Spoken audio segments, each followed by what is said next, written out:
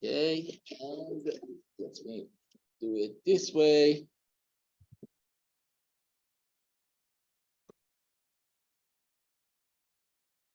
And Jawad, you are okay.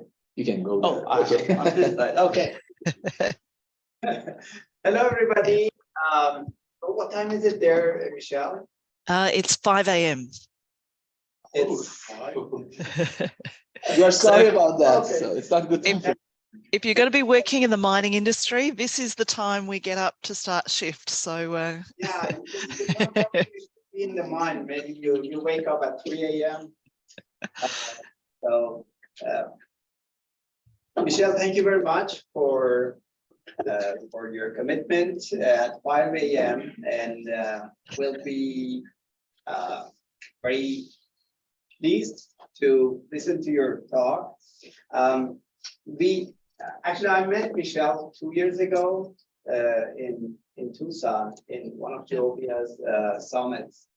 And we had a very good discussion. And then last year I reached out to Michelle about this webinar, and she was, supposed to talk about Geovia. And meanwhile, she changed the company. And I thought that maybe it's a very good opportunity. We can ask Michelle to talk about entrepreneurship in mining. And thank you very much for accepting that offer.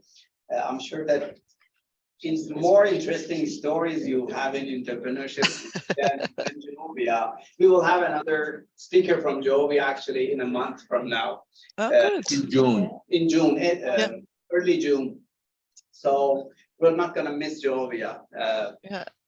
I'm sure that you'll have a lot of stories about entrepreneurship. I don't want to go through a lot of biographical information about Michelle. She has a couple of degrees in Australia from Curtin University, Melbourne University. So it's a long list of employment. 26 I see on LinkedIn, so I don't count them here. The recent one, she was the, correct me if I'm wrong about the title in Geovia. You were the CEO of the Geovia Mining Group, and then Michelle started. She will talk like the details of that oil minerals in Australia last year, right? Yes. And that's going to be the topic of today. Again, thank you very much, and we're so excited about this talk. Thank you. Fantastic. Thank you. And thank you everyone for joining me. I know there's some folks online and some in the classroom. So I am going to talk about entrepreneurship in mining, but very happy to take any of your questions and sort of focus it on the sorts of things that you want to focus on. So I had been in mining actually 30 years. So I started in 1992. So this is my, I guess, 31st year almost. And have worked across a lot of different commodities. So everything from the bulks through to metalliferous, underground, open cut. And I've worked across the mine. So blasting, mining, metallurgy. I've run maintenance workshops. I've been the general manager of mine sites as well as the COO of mining companies, and then more recently moved into the sort of technology side of mining. So in the last 10 years where I've been Chief Innovation Officer of Barrick, I was CEO of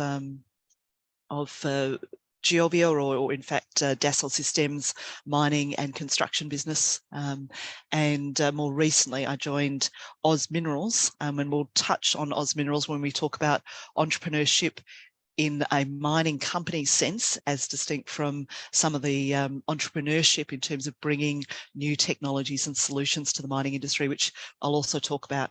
Oz Minerals is a copper nickel mining company based here in Australia. It will cease to exist, unfortunately, on the 2nd of May because BHP has just bought us, and we'll talk a little bit about that type of entrepreneurship as well in mining, which is very common in terms of mining companies buying other mining companies. So come the 2nd of May, I will be the growth executive, or sorry, VP growth for BHP in their copper and nickel part of their business. So I do have a presentation which I will share with you, and I'm just looking for how I share it on screen. Sorry. Oh, there it is, share screen.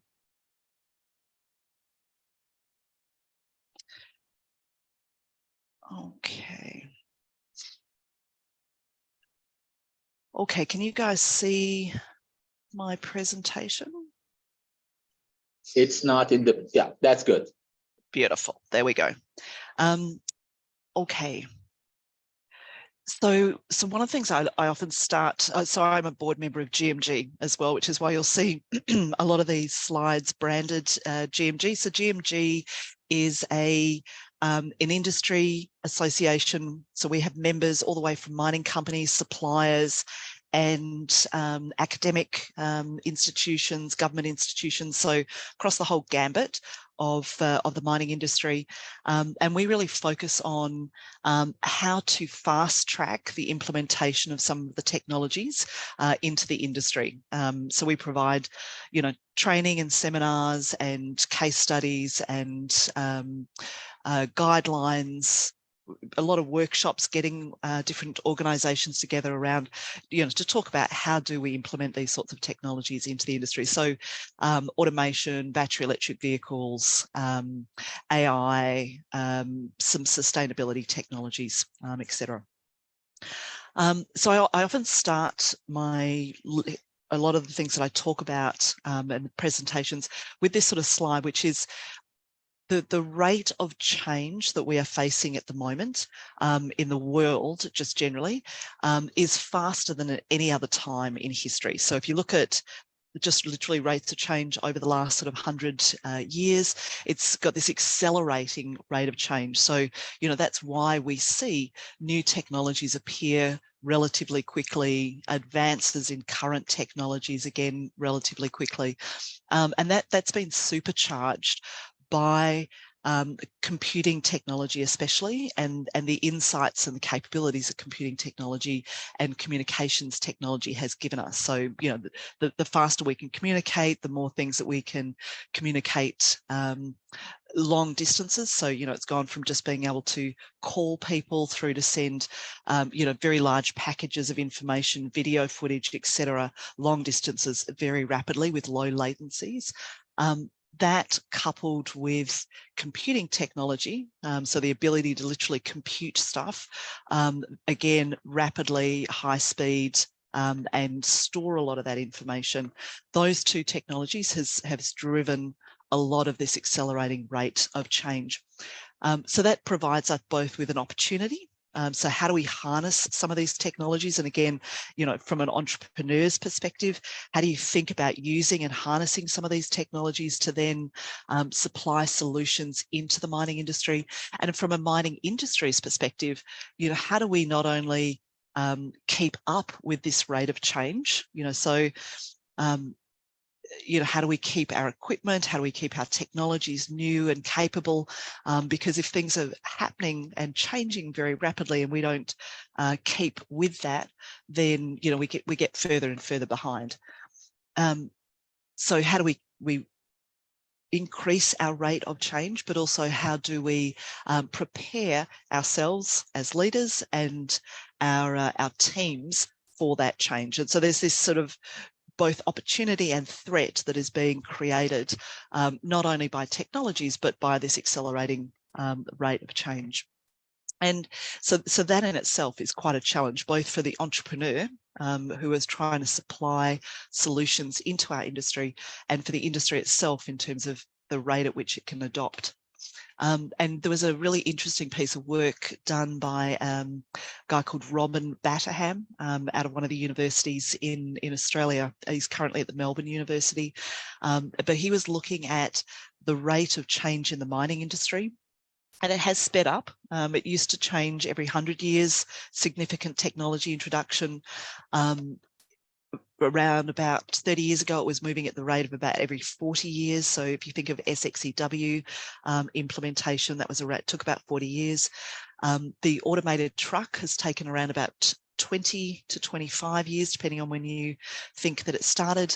So we are getting better, but we're going to have to get a lot faster as an industry. And this is also a challenge if you want to be an entrepreneur in the industry is, you know, how do you also help the industry change? And we'll talk a little about that. So as I said, the great thing is that technology will enable some of these changes, but it is just an enabler.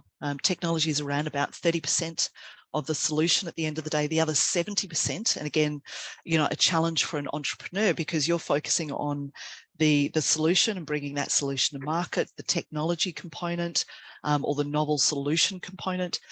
The other 70% though is changing the way we go about doing things. So, you know, the people in the industry and how we actually go about changing the way we do things and the processes. So, you know, how do we change our processes and our governance and our procedures so that we can take on board this new technology to its fullest. And those two components often are about 70% of the challenge. So as an entrepreneur into the mining industry, one of the challenges is not only to bring your product to market. So, you know, what's your great idea? What's the solution? What does the technology package look like? But the other 70% is, or the other challenge is, how do you help the mining companies with that other 70%? How do you make sure that your product is really user-friendly? How do you make sure that your product solves a real problem? You know, how do you make sure that that problem is sufficiently big so that the effort of changing what people do, processes, etc., is sufficient to overcome the desire to sort of stay the same, which we all sort of have. So, you know, technology is enabling us to do this. It's helping us find different solutions to some of the challenges we have in the industry. It's allowing us to disrupt ourselves, but there's still plenty of things that we need to think about in terms of how we implement some of those technologies. And I mean, the great thing I think for the industry and for you guys entering into our industry is that you will have new thinking. And it's this new thinking that is going to allow us to solve some of these problems, because unfortunately thinking the same way as we always have is not going to solve the problems we have. Otherwise they would have already been solved. And so, you know, again, the industry is having to rethink and think differently about how we go about doing things. So innovation. So if you are going to be an entrepreneur, and hopefully, unfortunately, this slide sometimes doesn't come up very well. It's not. Oh, there we go. But innovation, and you know, as an entrepreneur, that's what you're doing. You're bringing innovations into the industry. It not only requires a fantastic idea, but it's also, as it says here, it's identifying a problem that the industry has that is significant enough for them to want to change it, to bring a solution that solves this complicated problem or solves this challenge, and doing so in a way that's really elegant. And I say elegant, and I use that as part of the definition, because, you know, elegant means that it's simple for people to take it on. It's an easy to implement a solution, but bringing it to market, actually getting it implemented, that's what creates an innovation. Otherwise, it's just a really great idea. And as entrepreneurs, it's bringing innovations to market, which is what we're trying to do. So on the positive side for the entrepreneur, there are plenty of challenges that we're trying to solve in the mining industry. Some of the key challenges that I think we're trying to solve in the industry, and if we could solve, would radically change our industry. One is the extent of our ore body knowledge, so global ore body intelligence. If we could understand our ore bodies a lot better, understand how to find them faster, and when we do find them more completely, so down to the last gram, down to the last meter, that would solve a tremendous amount of problems within our industry, because a lot of the the planning challenges they have, a lot of the chaos and the changes that we have is because we don't understand our geology well enough. We're having to guess our geology often. We also do things like put our shaft straight through the ore body sometimes. We put our processing plant on top of the ore body and then have to move it later on. And all of those things just create expense and challenge within our industry. So if we understood our ore bodies better, we would be a lot better off. The part of that though, and I'm sure you're aware, is also finding some of the commodities faster. So some of the commodities such as copper and nickel that are required for decarbonisation for the world. Nickel, we don't even know where enough is. Copper, we know where enough is, but not a lot of it is not economic. So that then is looking at the next couple of things. So if we could create autonomous and electric mines, that allows us to, again, radically change the shape of the mine. So if we don't have to put people into the mines, if we don't have to put diesel in, we can electrify it, gives us some degrees of freedom. Again, we can radically change the size of mines, the way we operate, the way we mine. And do so with significantly less environmental impact. And if we then combine that with precision extraction, so how do we just take the element we're interested in or the metal that we're interested in, then, you know, we can again radically change, you know, tailings dams, for example, become significantly smaller, waste tip heads become significantly smaller, the shape and size and the impact of our mines becomes significantly less. Symbolic development is really around how do we work differently with our governments and our communities and think about risk sharing and change the risk profile of our operations. And, you know, create greater opportunities to share some of that prosperity. And then the last one is really how do we bring projects on faster? So, you know, global ore body intelligence is around finding ore bodies faster and more completely, and then projects is really about bringing those to market. So these are sort of these major problems and challenges that that the entrepreneurs are trying to help us solve as an industry.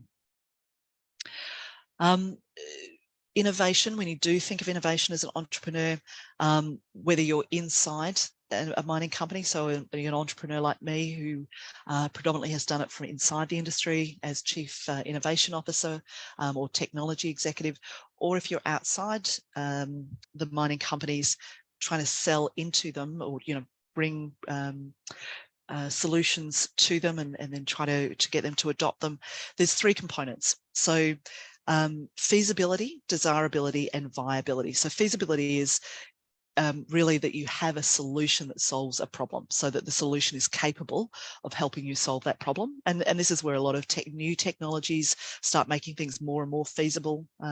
You know, faster communications, for example, making automation more feasible. So, you know, automation has been in our industry the whole time I've been here. The first trial that I remember with Rio Tinto was in 1993.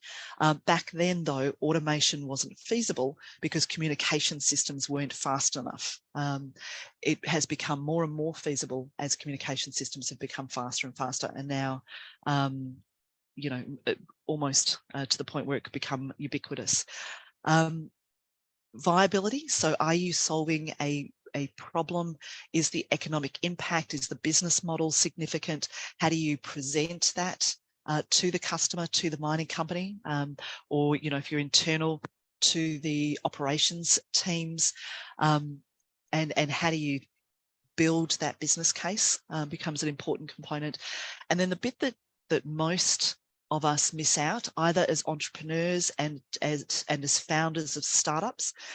So I work on a number of startup boards, a couple that we'll talk about in a little bit, but one of the biggest challenges for startups and even for internal entrepreneurs is that we as engineers love our technology, we love our solution, and we forget that actually there's a heap of people inside our industry that are going to have to change the way they do things and adopt these technologies. So making those technologies desirable and making them something that people want to take on board, want to work with, want to have a go at. So really thinking about your UX, your user interface is really, really important if you want to have, you know, a product that is readily adaptable and adoptable.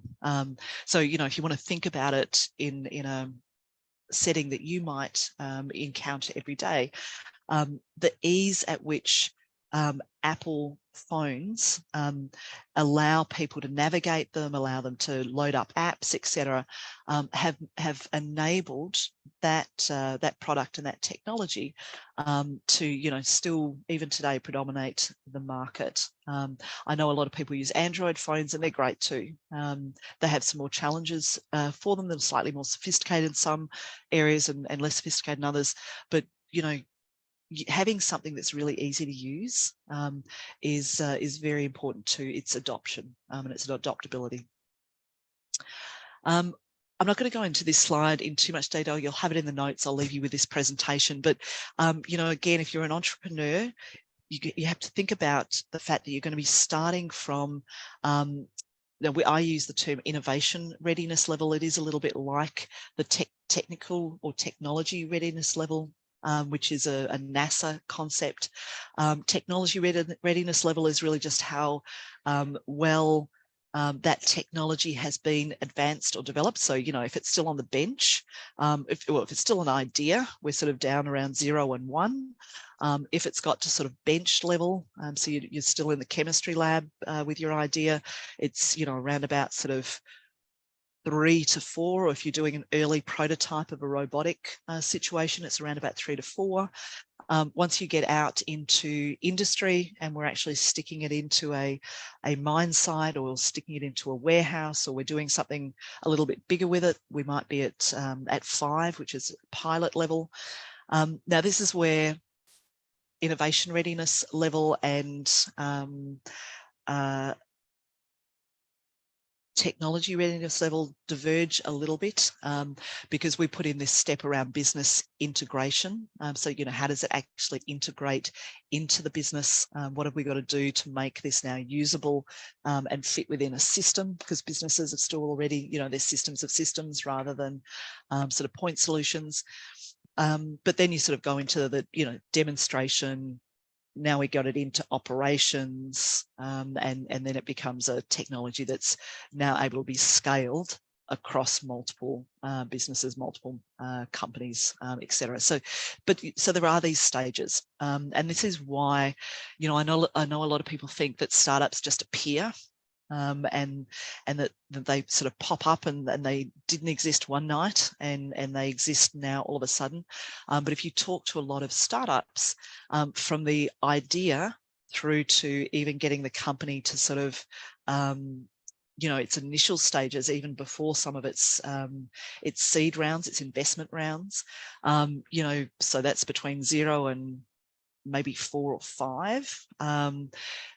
You know, often that's 5 years, 8 years, 10 years. I mean, most of the startups that I'm on the board of have been around for at least 10 years in terms of, you know, from idea through to organization.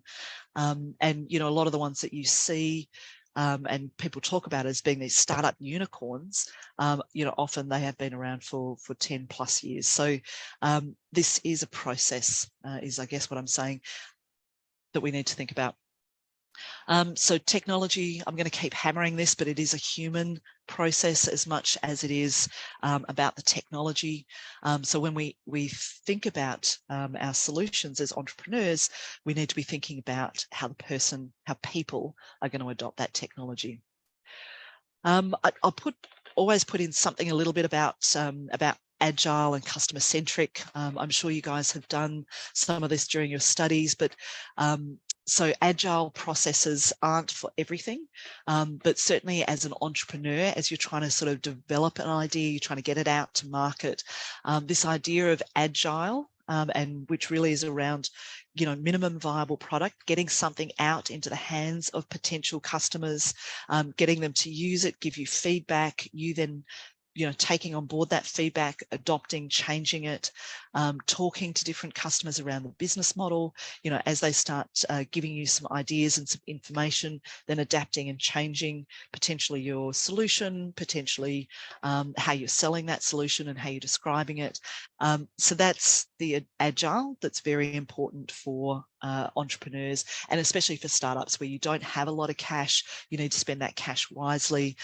So you need to sort of have this agility and this constant, customer interaction, customer feedback, so that that you're producing something that ultimately is going to be fit for purpose and good for customers. And so it's this, agile, customer-centric approach has become really important. So, the idea of locking yourself up in your garage, developing a solution and a product, and then launching it into the marketplace. I'm not too sure that ever worked, but certainly in today's day and age, isn't a process that I would suggest.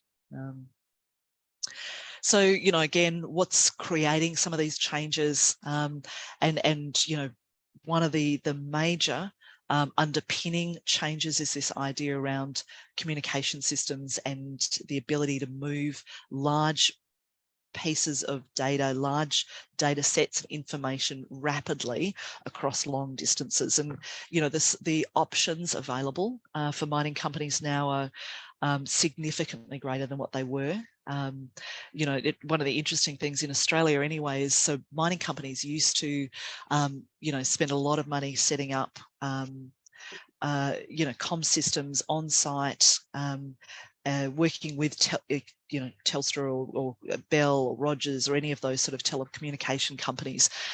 Interestingly, now a lot of them are just putting Starlink onto site. So some of Elon Musk's satellite technologies, so satellite technologies available, but also some great 5G and Wi-Fi 6 options.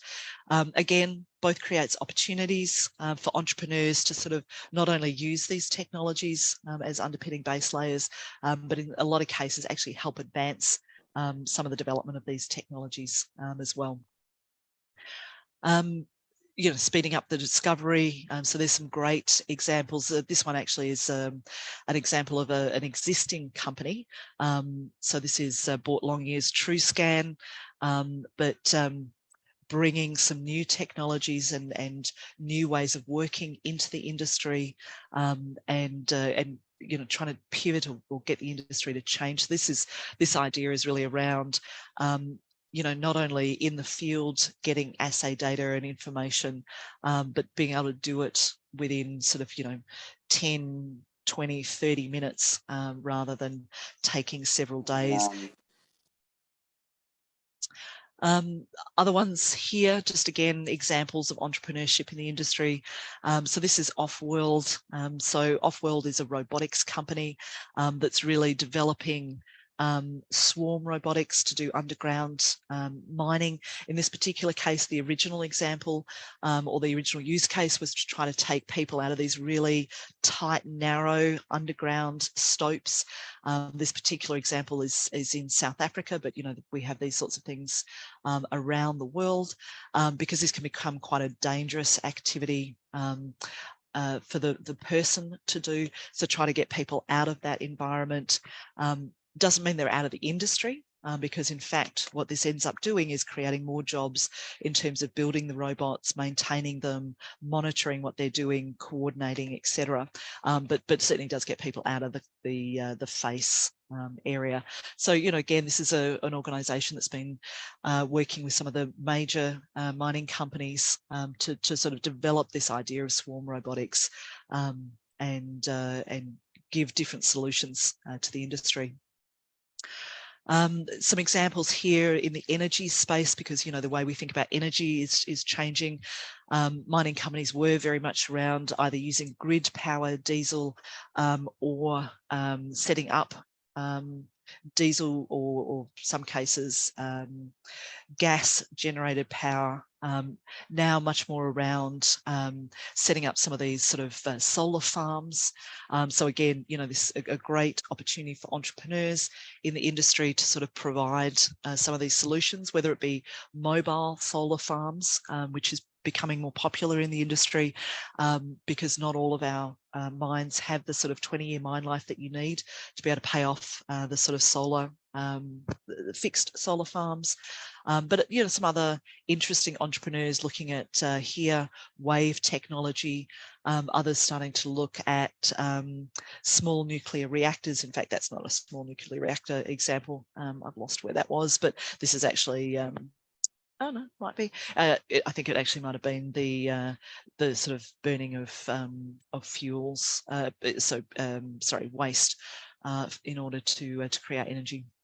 But yes, again, you know, some really interesting, and in the battery space, which is actually what this one's meant to be helping look at, some really interesting developments, especially in some of these sort of salt water batteries, so the sodium batteries for large storage of energy.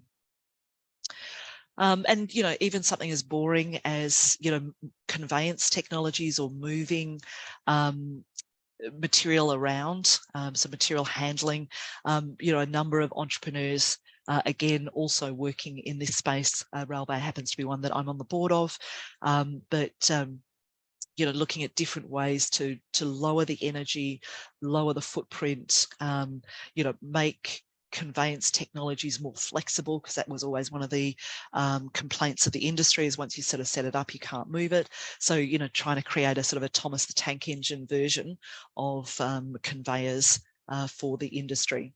So, you know, sometimes even, you know, what you think of as being a well-worn space and an old technology can be re-engineered, rethought, reinvigorated by entrepreneurs in order to sort of create new solutions.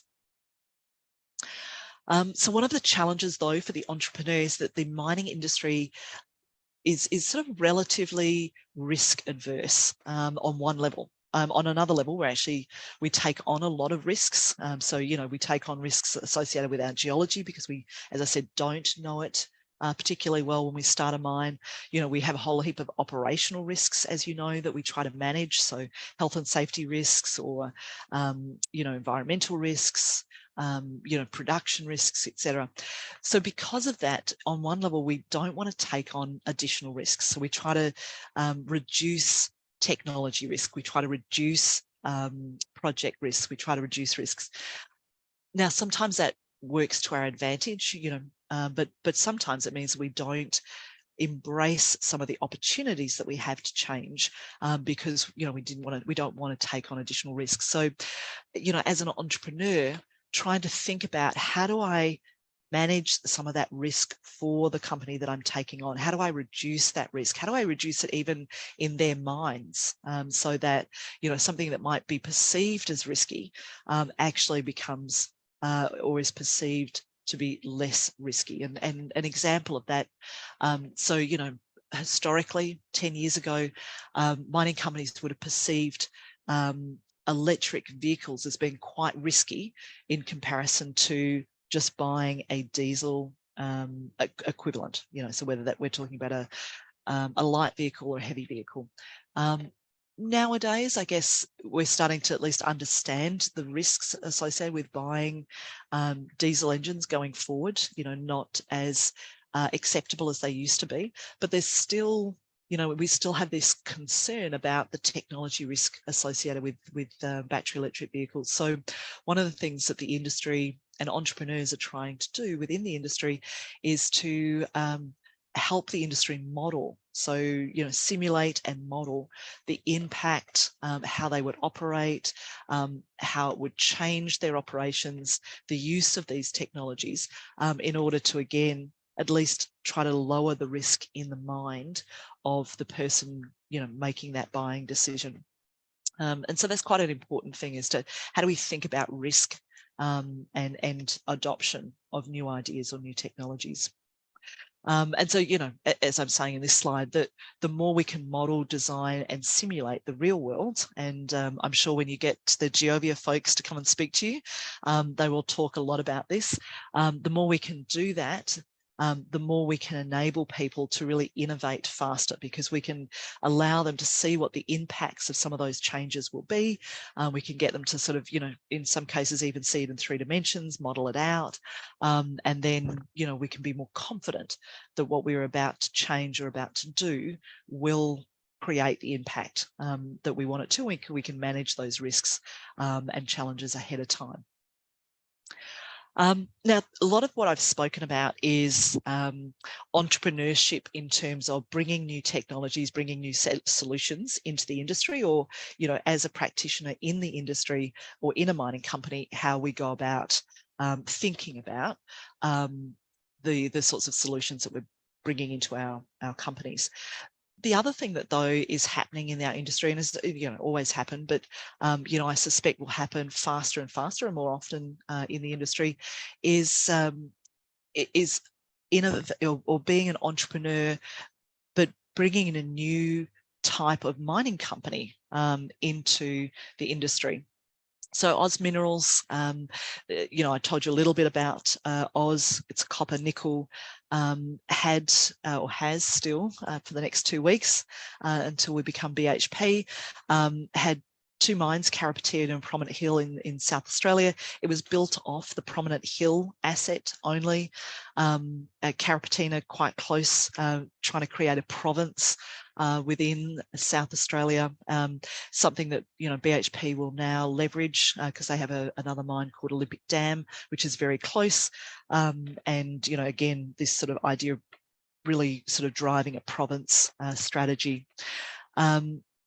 They also have, or Oz has, West Musgrave, which is a nickel project that we're building in Western Australia, and then some assets in Brazil, the Carajás province, where we have a number of assets as well. So, what made Oz different is not only how they thought about province sort of strategy and this building of having one mine and then building mines around that, but that's again, other mining companies have done that and are doing that.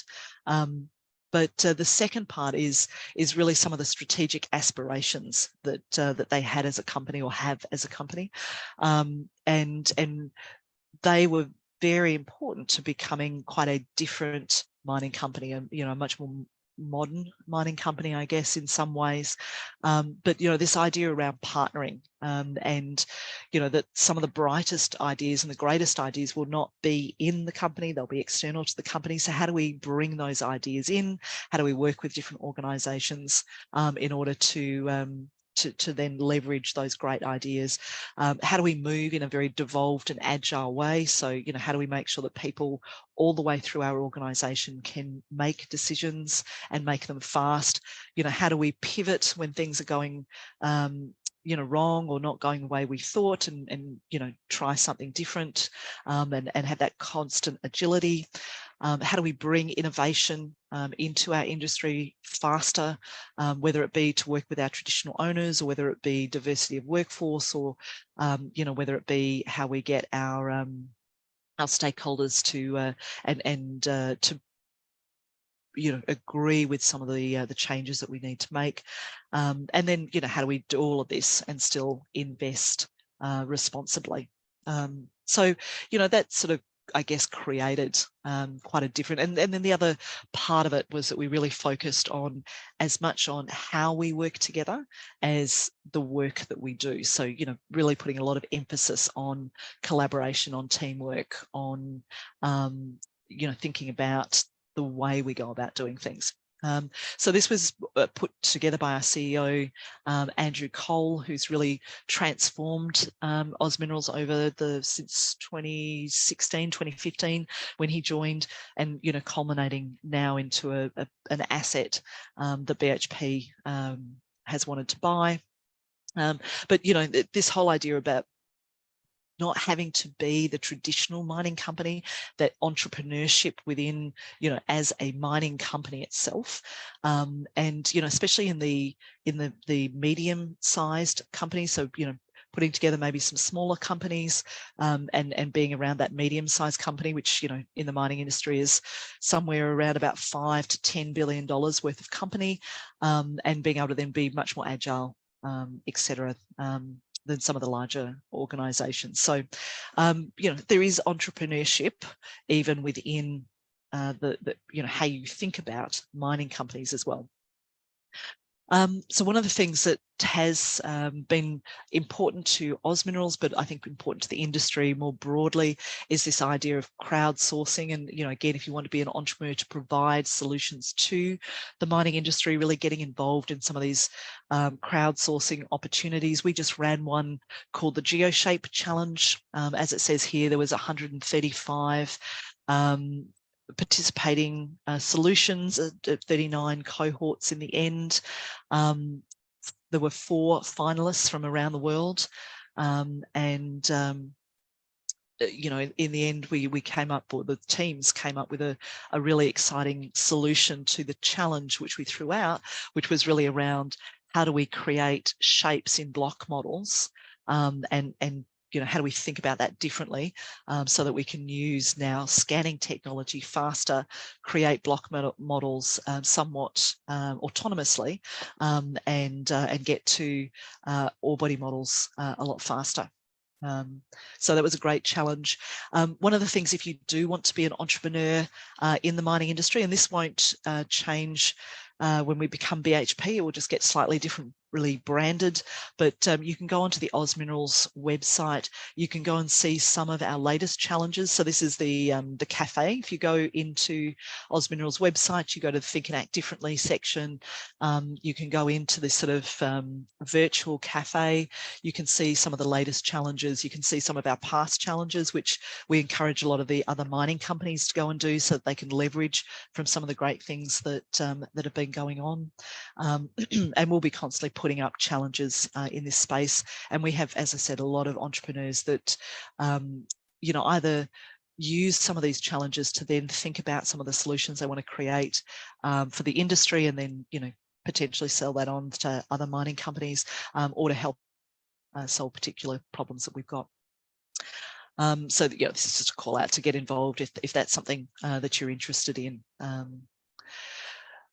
So, you know, broadly, what I'm trying to say is the industry is transforming, and that transformation is being enabled by technology. But at the end of the day, it's still about people changing the way they do things, and us changing our processes and our thinking within the industry. So, you know, people are really important to this process, and, you know, as an entrepreneur, fundamentally important, and how we bring people together and we co-design and co-create, and the speed at which we can do that is going to be really important to the creation of the future.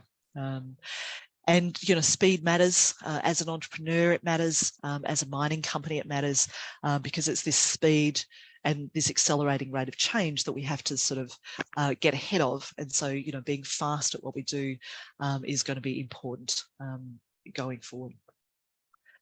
And that was it. So I'm going to pause the share so I can see you guys again.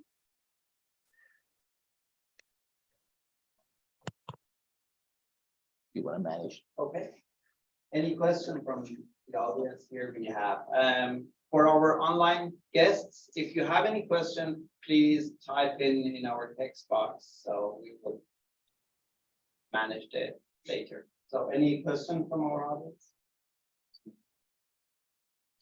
Michelle, I want to go with one question from my side. There are 15 graduate students here in the classroom. They're all working on different wonderful, you know, interesting projects with some commercialization potentials, and they have some eyes on, you know, entrepreneurship for their career path, at least some of them, I guess. Do you have any recommendation or advice from somebody who has already, you know, passed this path, and you know, how they can be more successful in this? Yeah, so look, so absolutely, it needs to start with the value that your solution is going to add to the customer or the industry. And so really keep your eyes on, you know, what is that value? How am I going to go about doing that? Because I think that's as entrepreneurs and as technologists, we can get so excited about the technology or the solution that we forget that actually what we're really trying to do is solve a problem for a customer. And so being crystal clear about the customer and the value that you're going to be adding to them would be definitely one. And even when you're talking to the customers, starting with the value and not with the solution, you know, because again, a lot of entrepreneurs sort of go, wow, you know, I've got this great communications tool and it uses this technology. And, you know, we start talking about the technology because that's what we're really excited about, and forget that, hang on, the customer just wants to hear why they want to listen to you in the first place. So, you know, I can save you $50 million a year. And, you know, now you've got the customer's attention, and then you can talk about how you're going to do that. So really keep your eye on the value to the customer. The second would be to engage with customers as much as you can. I mean, a lot of the startups that I've been involved with have put together advisory boards of industry professionals really early to get that voice of the customer into your product development, into your organization, you know, your little you know, startup business, because at this stage it's might just be you, so it's not this sort of massive organization, but as early as possible, and because they will help steer you when your idea is getting too complex, or it's getting too hard to implement, or it's going to be not solving the problem that you originally started out to solve, etc. And being comfortable with iterations would be the third thing. You know, what you start out with is not going to be what you ultimately commercialize. I can promise you that. You know, and if you can do it in 10 iterations, I would be, you know, amazed. You might have to do 100 iterations. And you know, that's just going to be part of the process. And then I guess the fourth thing I would say is, don't get deterred. There will be lots of, you know, what I call industry antibodies coming out to sort of tell you your idea is, you know, not going to work, and it's going to, you know, too hard to implement, and, you know, they like doing the way they always have, and, you know, there's, you know, no need to change. That is just part of the process. So, you know, don't be deterred, but do take on board some of that feedback and go, well, okay, how do I make it simpler to use? How do I make this faster to iterate? How do I, you know, because, you know, it is a long road to hoe. As I said, you know, every startup that I've been involved with, even the ones that I've got involved with really, really early on. So Stratum AI is one that I've been working with now for 8 years. They had been 18 months already in the sort of development cycle. And, you know, they're still, you know, they're doing well. You know, they've had a couple of investment rounds, they've got a great product, but they would still consider themselves to be very much a startup. You know, they've maybe got, I think they've now got 30 people working in the business with them. Started off out as two founders. You know, but these are long journeys. These are not sort of, you know, 12 months time you're going to sell the silver bullet into the industry and, you know, you'll all be billionaires. It doesn't actually work that way, even though some of those startup stuff that you read makes it sound like it's that. Is that helpful in terms of the Yes, 4 things to really definitely. focus on? Yeah. Yeah, I want to continue on that as one of the, I could say, few percentage of successful women in mining. You know, we have very little contribution of women in mining, and you've been one of the successful, you know, people from that group. Do you have any recommendation for our female students who want to, you know, pursue their route you've gone, and what kind of challenges and opportunities they may expect, you know, in this arena? So challenges for women coming into mining, or women Yes, being women entrepreneurs? who are or... already, you know, among our students who want Yep. to, you know, go to their career in mining industry and reach to the summits that you have already caught? Yeah, so look, I mean, I would say the same to men or women. In the mining industry, well, look, I've been in the mining industry 30 years, so clearly I enjoy it and it's been a fantastic industry. I have been out of the industry a couple of times. So I did do 5 years in the petrochemical, running a PVC plant in manufacturing, and 3 years as continuous improvement manager for a pulp and paper company. And I think, so I say that for two reasons. One, it's a fantastic industry, and I have worked all over the world. Like Antarctica is one continent I haven't worked in yet, but every other continent I have worked in, and sometimes multiple countries within those continents. So what I would say about the industry, the world is your oyster. You really can make what you want to make out of working in the industry. And if you want to just, stay in one state, in one country and work at one mine for 40, 50 years, that's sort of possible as well. But it is a great industry to work in. There's lots of different opportunities and things to get involved with. It's not just, you're going to be a mining engineer for the rest of your life. I started out as a mining engineer and I still sort of claim to be a mining engineer, but I mostly do very little mining engineering anymore. I do lots of other really cool things. But I think more so for women, have confidence to take some of the opportunities, but I would say exactly the same for guys as well. You will be presented with lots of opportunities as you go through your career. Some of them you're going to be really nervous about. You're going to go like, oh, am I really got all of the qualifications to do that?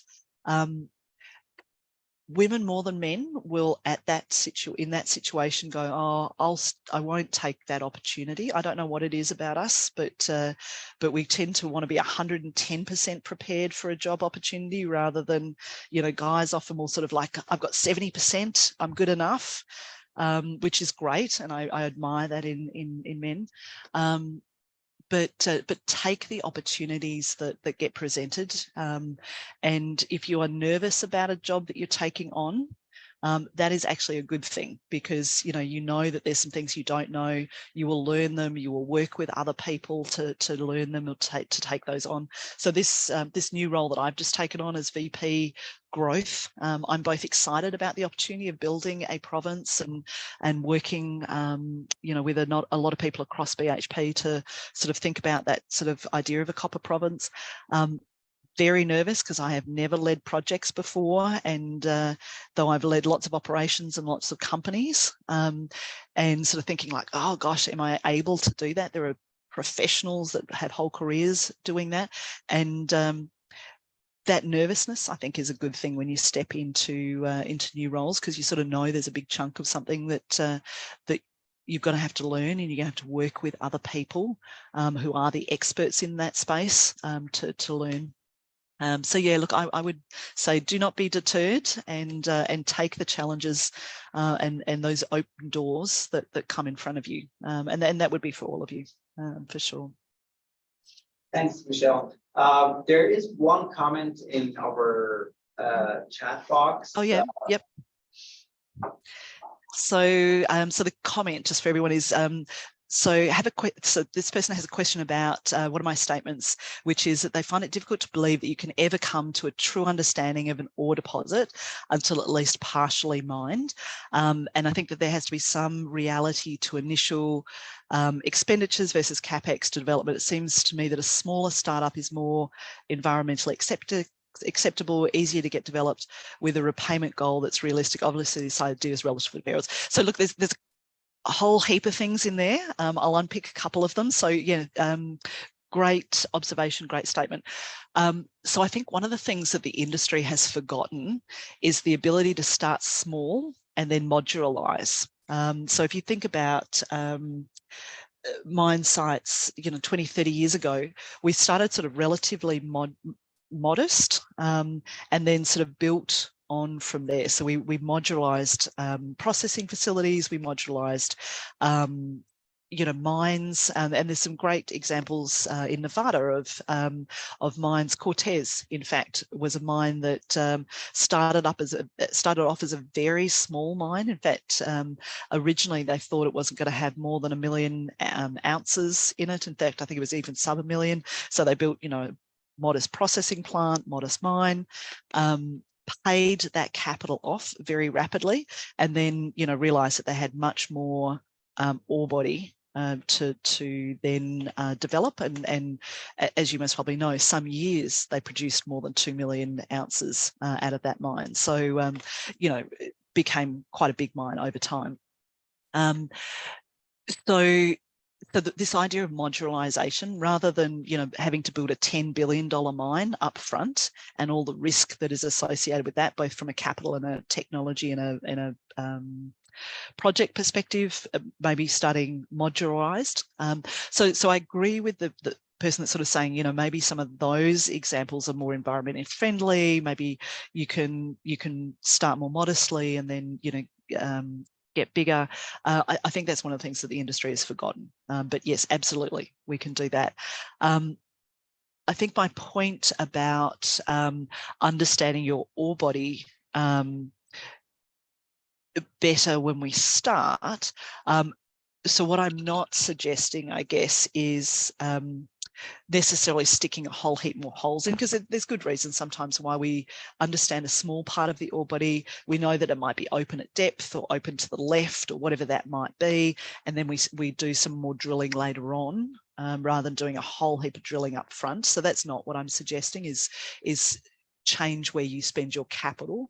What I guess I'm suggesting is, are there ways to use technologies now that help us get better insights between holes, or what's really going on with the geology? I mean, one of the things that I'm really excited about is the potential to harness quantum technologies, for example, to enable us to understand more about the genesis of some of these ore bodies, and therefore have some more predictive abilities around what's happening in that genesis and what's happening between some of those holes, or some of the things that Stratum AI are doing, for example, which I call sort of krigging on steroids, but using, and they do use some production information, by the way. So this point around having to at least check things back to reality and back to actuals, look, I think that will still remain for sure, and I agree with what this person's saying. But I guess how do we better use our dollars? How do we better use our insights? Can we get some of those insights a lot faster?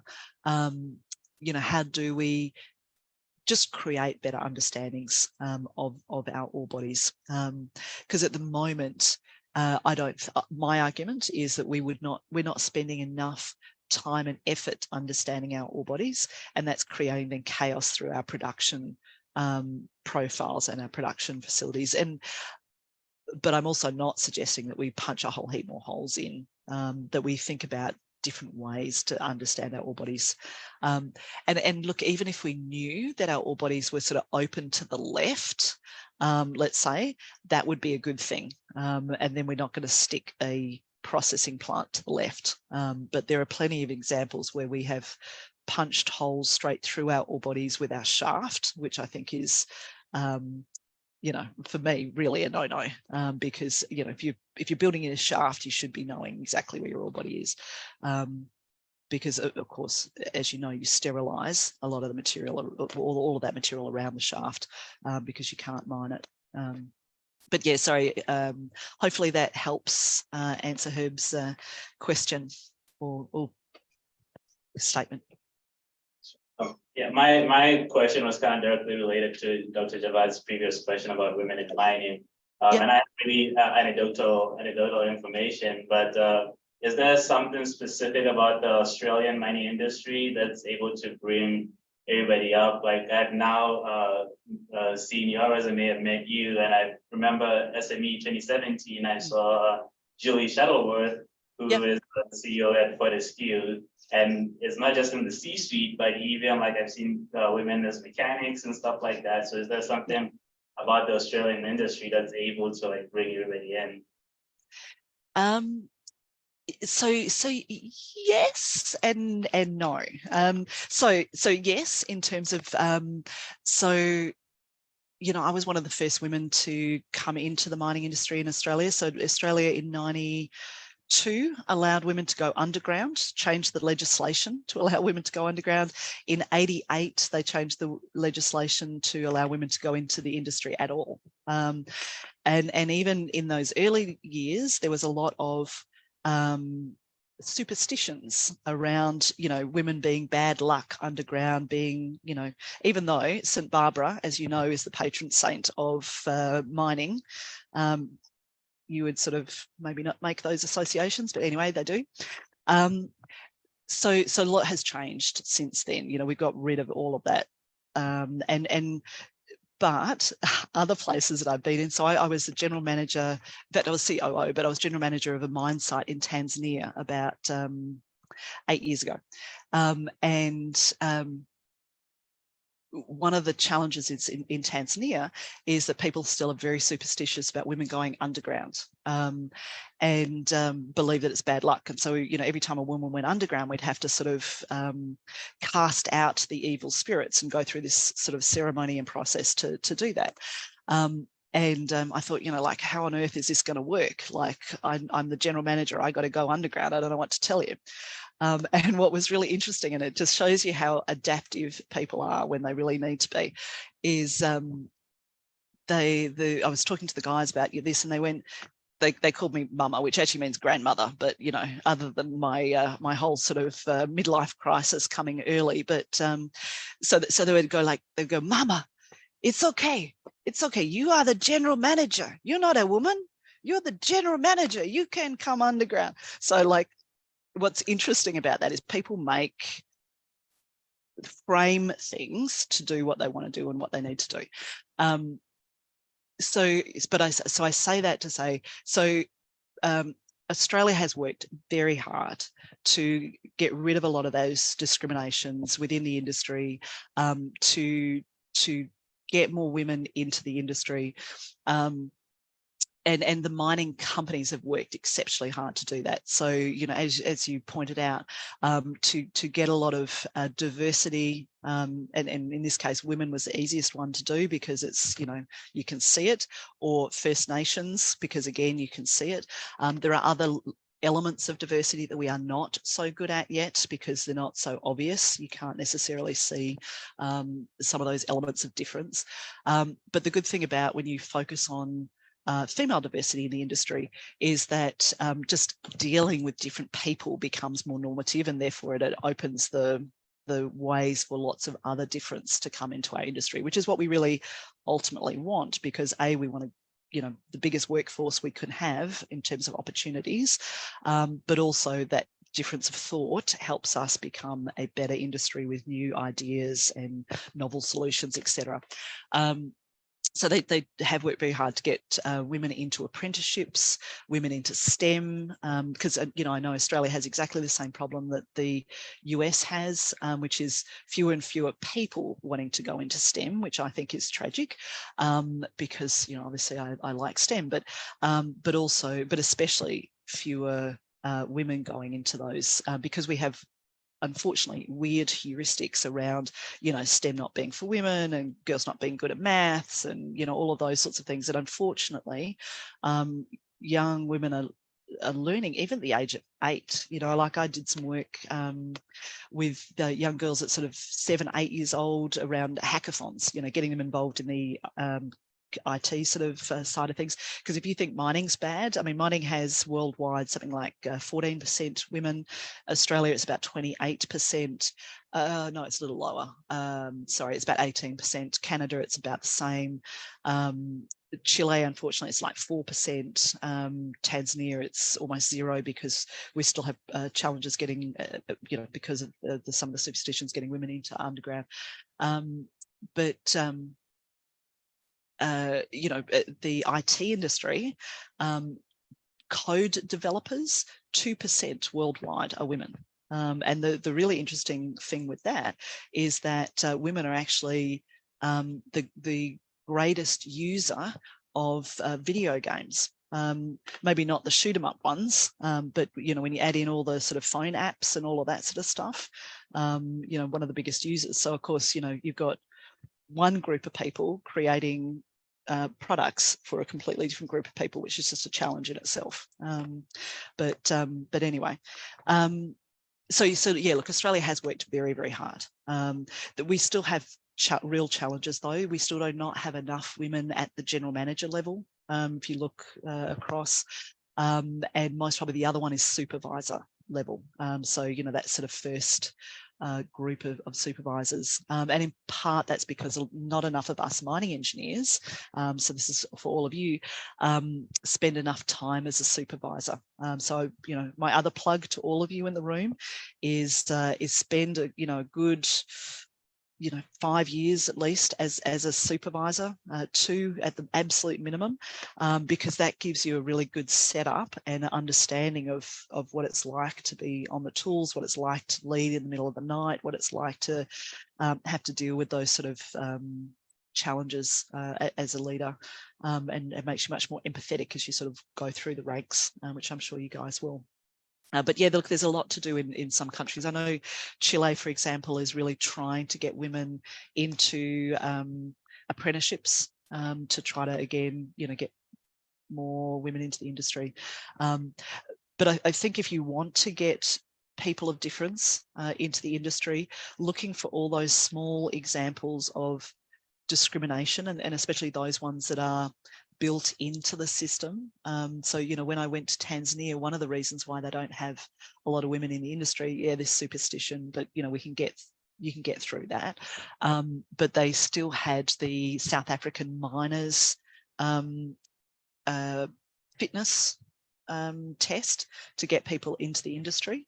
Part of that fitness test is you have to lift 40 kilos and you have to run it up 200 meters of an incline. Now, the fact that most miners could not do this test and survive it. So, like, I think if you're going to do it, you're going to keep doing it regularly. The whole idea was, you know, could you lift somebody and you know, in an emergency and take them out of the mine, is where it came from. But of course, you know, if you think about that test, that's going to discriminate anybody that isn't of a certain physiological type.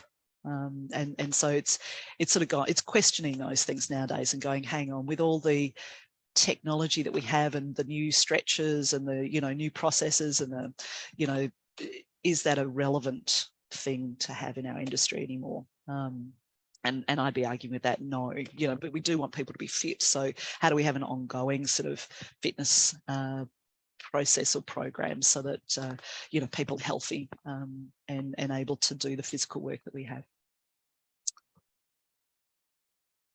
Michelle, I would like to appreciate your time, and I enjoyed, and everybody enjoyed the great presentation. Thank you. And I'll see you maybe next year in Nevada for Women in Mining annual conference, which will be here in Nevada. Oh, nice. Fantastic. And thank you again. Thank Excellent. you so much. Thank you. Stay safe.